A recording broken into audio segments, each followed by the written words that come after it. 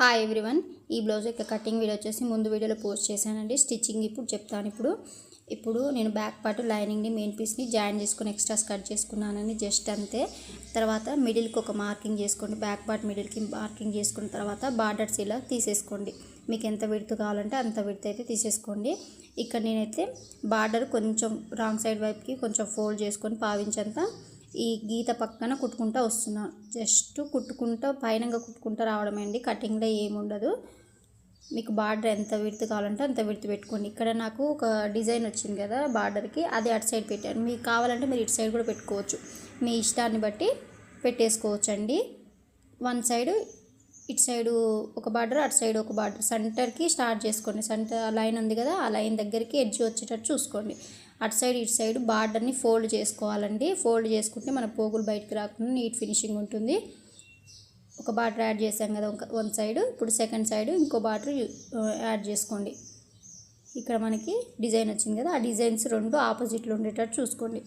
చూడండి, ఇలా డిజైన్ పెడితే ఆపోజిట్లో ఉంది కదా, అలా వచ్చేటట్టు చూసుకోండి.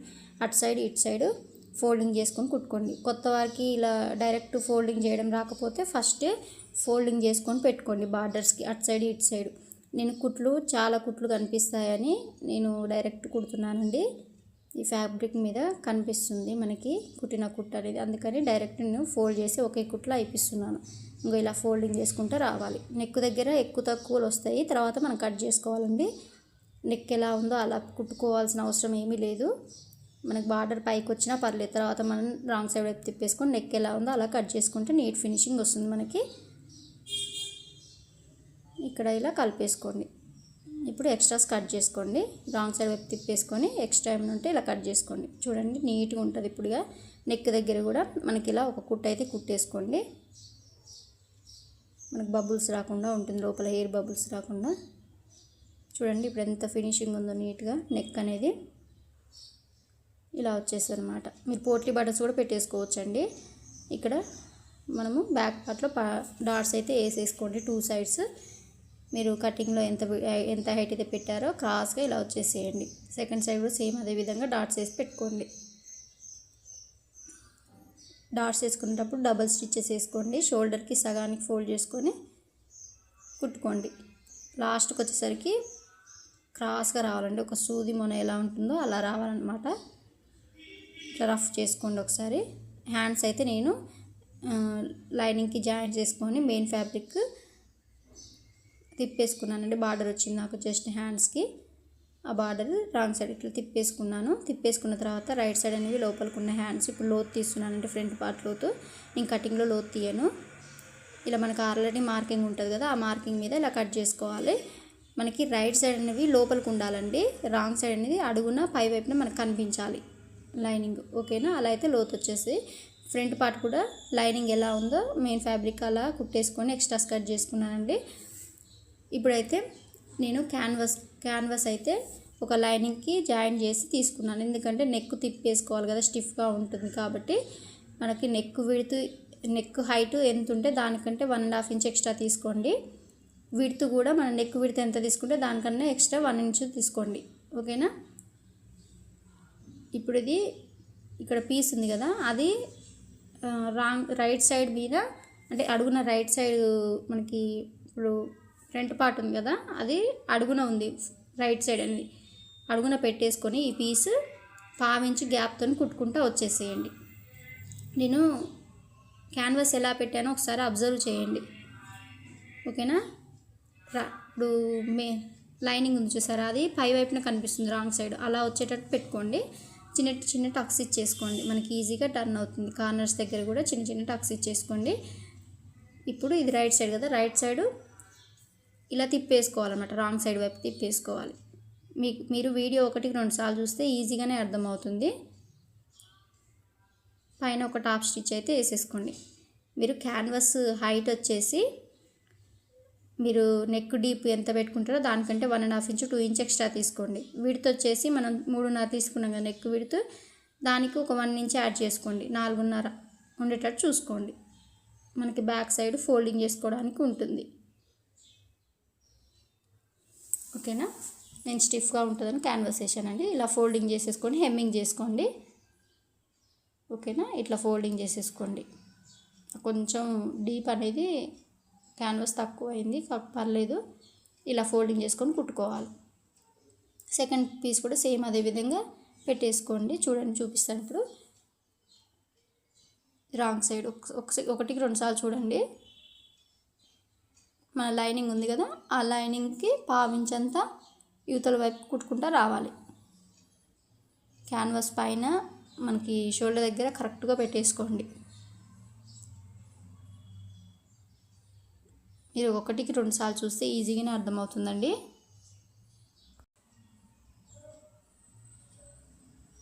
ఇలా పెట్టేసుకొని కుట్టేసుకోండి. పాదం ఇంచు ఉంటే సరిపోతుంది మనకి. క్యాన్వాస్ అనేది అడుగున ఉంది చూడండి, లైనింగ్ మనకు పై వైపు కనిపిస్తుంది పింక్ కలర్ది. అలా పెట్టుకోవాలండి. రాంగ్ సైడ్ వైపు తిప్పినప్పుడు మనకి లైనింగే కనిపిస్తుంది, క్యాన్వాస్ కనిపించదు మనకి. చిన్న చిన్న టక్స్ పెట్టేసుకోండి. ఓకేనా. ఇట్లా ఫోల్డ్ చేసుకొని బ్యాక్ సైడ్కి ఒక టాప్ స్టిచ్ అయితే వేసేసుకోండి. ఇక్కడ కూడా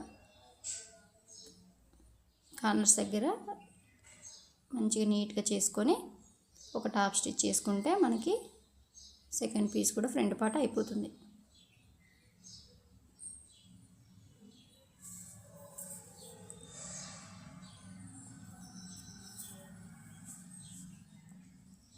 ఏమైనా డౌట్స్ ఉంటే కామెంట్ చేయండి, నేను రిప్లై ఇస్తాను. ఇలా వచ్చేసింది మనకి. తర్వాత ఇది కూడా ఇట్లా ఫోల్డింగ్ చేసుకొని హెమ్మింగ్ చేసుకోండి. ఓకేనా. 2 పార్ట్స్ అయితే అయిపోయినాయి. ఒకసారి కరెక్ట్గా ఉందా లేదో చూసుకోండి.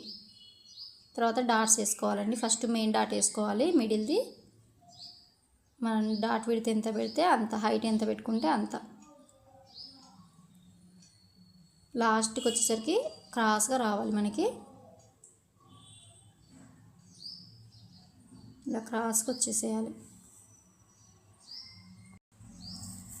తర్వాత ఉక్స్పట్టి కాజపట్టి దగ్గర నుండి డాటు మనం మార్కింగ్ చేసి పెట్టుకుంటే కుట్టేటప్పుడు ఫాస్ట్గా అయిపోతుందండి. ఆ మార్కింగ్ కనిపిస్తాయి కదా, ఆ మార్కింగ్ మీద కుట్టుకుంటే అయిపోతుంది.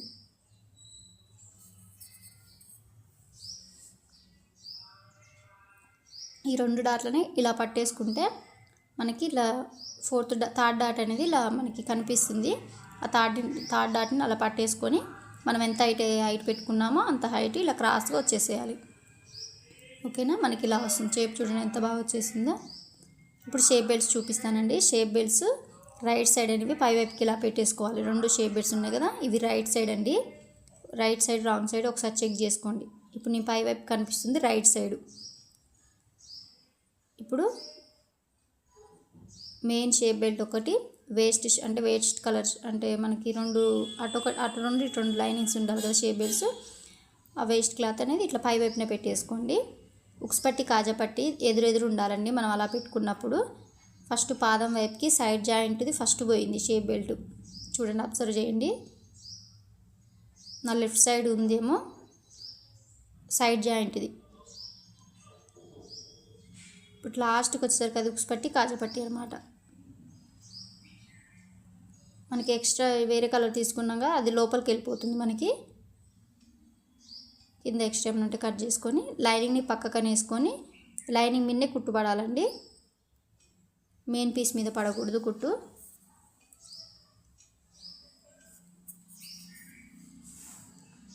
ఇప్పుడు అది బ్యాక్ సైడ్ కనేసుకొని ఒక టాప్ స్టిచ్ చేసేసుకోండి. లైనింగ్ బయటికి రాకుండా ఉంటుంది. అర్థమైంది కదా నేను చెప్పేది. ఒకటికి 2 సార్లు చూడండి, ఈజీగానే ఉంటుంది. ఇప్పుడు లైనింగ్ ఎట్లా ఉందో అట్లా చుట్టూ కుట్టేసుకొని ఎక్స్ట్రా కట్ చేసుకోండి.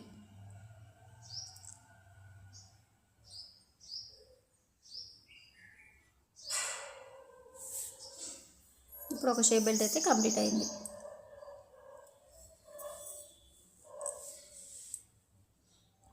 ఇట్లా టక్స్ ఇచ్చుకోండి. ఉక్స్పట్టి కాజపట్టి అని తెలిసిపోతుంది. ఇప్పుడు వచ్చేసి ఇంకో షేప్ బెల్ట్ వచ్చేసి పాదం వైపుకి ఫస్ట్ ఉక్స్పట్టి కాజపట్టి సైడ్ వెళ్ళిపోయింది. ఓకేనా. ఫస్ట్ షేప్ బెల్ట్ ఏమో పాదం వైపుకి సైడ్ జాయింట్ పోయింది కదా, ఇప్పుడేమో ఉక్స్పట్టి కాజపట్టిది పాదం వైపుకి వెళ్ళిపోయింది ఫస్ట్. అలా వస్తేనే మీకు షేప్ బెల్ట్స్ కరెక్ట్గా వస్తాయి. ఇప్పుడు లైనింగ్ని పక్కన వేసుకొని 2 లైనింగ్స్ని లైనింగ్ ఎడ్జ్కి కుట్టుపడాలి. మెయిన్ పీస్ మీద పడకూడదండి కుట్టు. ఇప్పుడు రాంగ్ సైడ్ వైపు తిప్పేసుకొని లైనింగ్ టాప్ స్టిచ్ చేసుకోండి.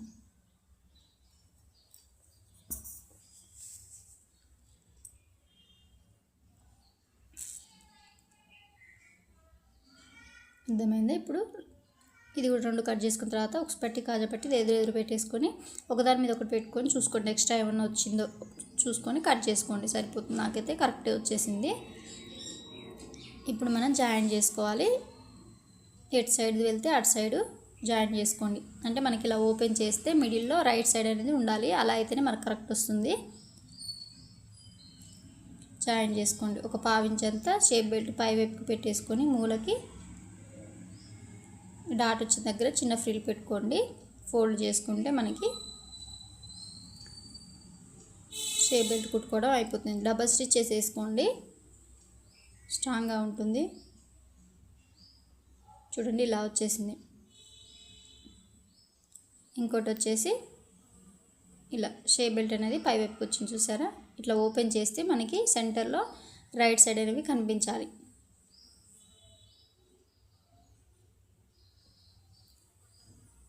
ఒక 1/2 ఇంచ్ అంతా విడుతుండాలండి మనం కుట్టేది.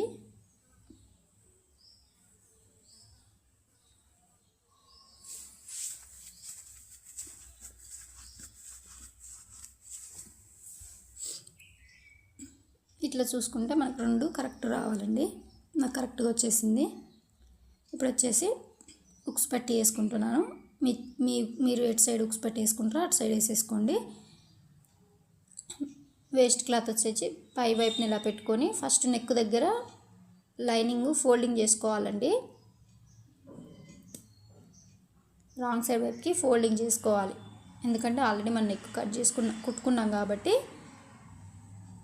ఖచ్చితంగా లైనింగ్ రాంగ్ సైడ్ వైపుకి ఫోల్డింగ్ చేసుకోవాలి. కొంచెం ఎడ్జ్ కూడా మనం రాంగ్ సైడ్ వైపుకి ఫోల్డింగ్ చేసుకోవాలి. ఇలా వస్తుంది మనకి. ఇప్పుడు మనం డబుల్ ఫోల్డింగ్ చేసేసుకుంటే ఉక్స్ పట్టి అయితే అయిపోతుంది. స్టార్టింగ్లో ఎండింగ్లో రఫ్ ఇవ్వాలండి ఖచ్చితంగా.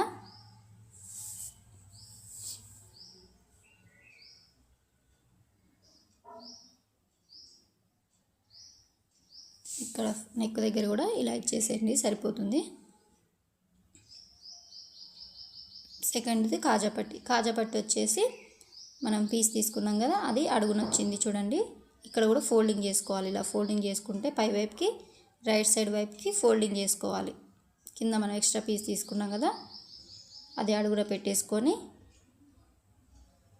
చిన్న ఫోల్డింగ్ చేసుకొని లాస్ట్కి ఇక్కడ కూడా మనకి పై వైపుకి ఇలా ఫోల్డింగ్ చేసుకోవాలి. బాగా గుర్తుపెట్టుకోండి. ఇక్కడ 1/2 ఇంచ్ కంటే ఎక్కువనే ఉండాలండి మనకి కుట్టు అనేది. ఇట్లా తీసేసుకొని మన కాజా పట్టి వేసేసుకోవాలి. ఇందాక కుట్టిన కుట్టు కనిపించకుండా కవర్ చేసుకొని కుట్టుకోండి. ఫస్ట్ స్టార్టింగ్లో ఎండింగ్లో రఫ్ ఇచ్చుకోండి. మన కాజా పట్టి కూడా అయిపోయింది. ఇటు తిప్పేసుకొని ఇంకో కుట్టు కుట్టుకోండి కాజాకి. దాని పక్కన మనం కుట్టిన కుట్టు 1/2 ఇంచ్ ఉండేటట్టు చూసుకొని పక్కనే ఇంకో కుట్టు కుట్టుకోండి.